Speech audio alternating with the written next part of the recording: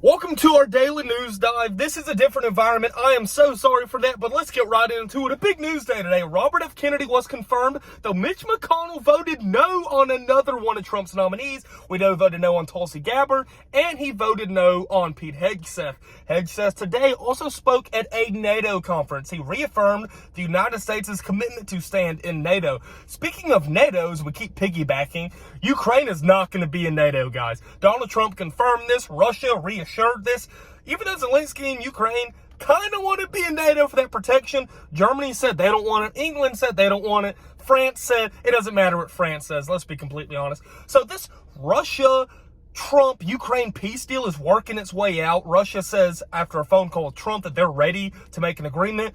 And it really leaves Ukraine out of this. Zelensky does not have a lot to say. The U.S. is going to offer Ukraine full protection from Russia. Russia can't really do much with that. But the U.S. also wants about $700 billion worth of Ukraine's rare earth minerals, essentially to pay us back for all those loans we've been giving them, about $200 billion. On the other hand, Russia gets to completely keep all of that land that they've invaded into Ukraine, which is mainly ethnically Russian territories. And speaking Russian territories, these are groups that were Soviets. These are groups that kind of want to be a part of Russia. That's why these occupied areas actually voted in the Russian election a few weeks ago. Crimea is going to stay part of Russia, obviously. So Russia looks at this and they say, we wish we got a little bit more land because there's a few more miles inland of Russian people that are just living in Ukraine. But ultimately, this special military operation by Russia and Putin, it's a success. And Ukraine gets to keep their independence, sort of. It's in limbo a little bit. They're pressured. The U.S. is probably going to kind of take over there because, by the way, they haven't had an election since 2019. You know, Zelensky is not really elected anymore. He's bypassed his time as president. But martial law has been declared since March of 2022, and the invasion began in February. So they haven't had these elections. So Zelensky has been able to just kind of stay in power. But the U.S. and Russia said, hold on, we're not going to do this anymore. Zelensky's going to have to lift martial law, obviously when the war ends, and he's going to have an election. And the Ukrainian people are kind of for and against this peace deal. Number one, they want war to end. Number two, they're happy for the U.S. to provide support. But number three, they're really mad at Zelensky for the counter invasion into Russia. Not a lot of people know this. A few months ago, the Ukrainians, for some reason, decided to launch a counter invasion into the Kursk region of Russia.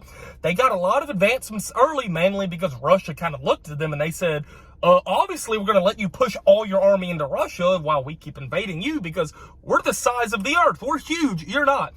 So that originally went really well for Ukraine. The Ukrainian people said, oh my gosh, we're invading Russia. Look at this. And then Putin turned up the dial. Those forces were destroyed. Weirdly, North Korean troops were sent to defend the area. They kind of got wiped out a little bit. Then Russia bombed the crap out of the area. Ukraine did not do good on that counteroffensive. So the Ukrainian people are really mad at Zelensky, and the number one opposition to him is actually his top general, who's wanted this war to be over forever. Essentially may have been kind of losing battles on purpose to tell Zelensky, hey, buddy, we can't do it. Now, what's weird is that Russian casualties determined by the U.S. are about 800,000. Russia says nowhere near. Russia says it's only about 80,000. Ukraine says like 1 million. That's a little much. 800,000 though, and the Russian side. By the way, Russia went into this war with 1 million troops. For them to lose 800,000, guys, that's a lot. Ukraine, on the other hand, Russia says they've wiped out about 1 million of them. Ukraine says, oh, about 50,000. We don't know the exact numbers.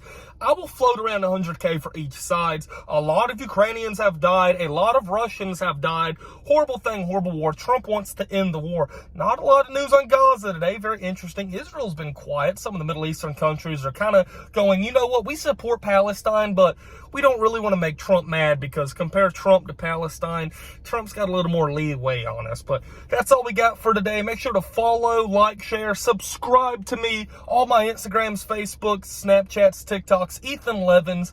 That is all we have today.